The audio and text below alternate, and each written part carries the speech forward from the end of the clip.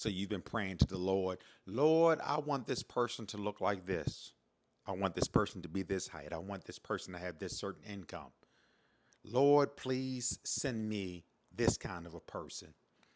Don't send me like what I've had before, but I want you to send me this type. He, he sends it to you, or you manifest that thing. And then all of a sudden, the person with whom you manifested, you harbor your feelings. You hide your thoughts.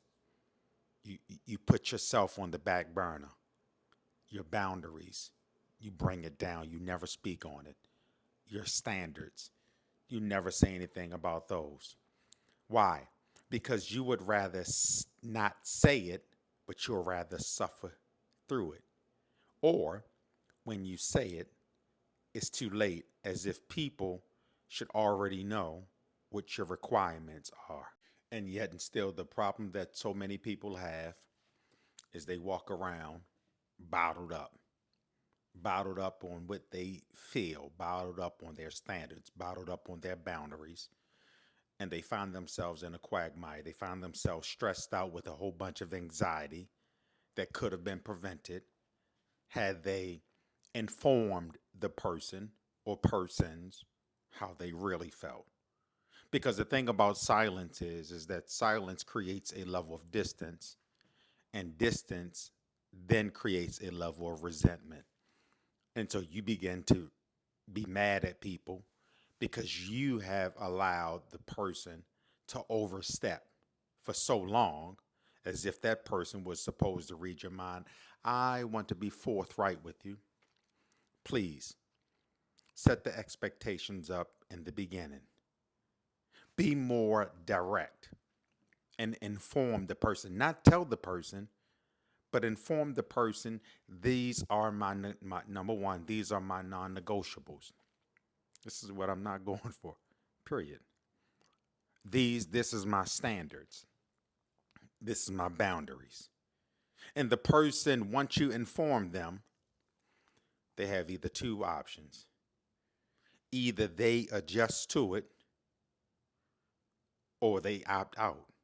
But either way, it's a win-win for you, because now you know what you're dealing with, and you don't have to carry around or hold on to a level of burden or hold on a whole bunch of weight when you could have easily set the tempo in the beginning.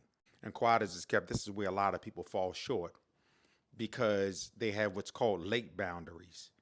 They see the red flags, they see the problem, but unfortunately, they allow the problem to become, or the red flags to become, a pattern. And once the pattern is set, then they ultimately cross the boundaries. But then respect typically doesn't show up because you waited too late. But the respect doesn't typically show up, or the attempt to respect you doesn't show up until after they come to the realization that you or they cross the boundary.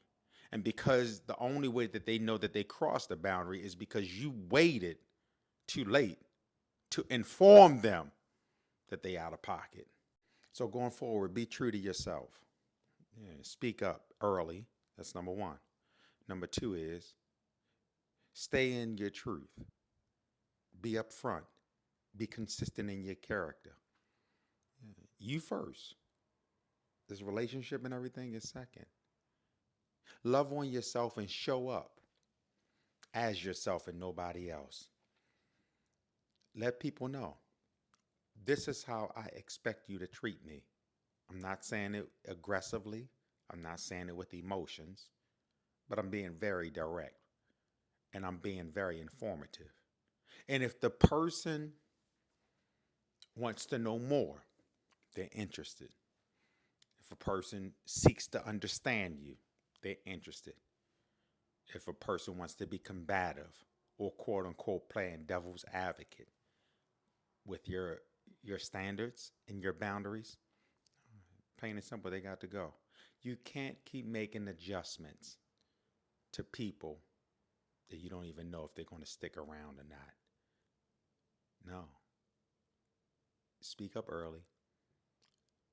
Let them know who they're dealing with and stay as real as possible. Like, comment, and share.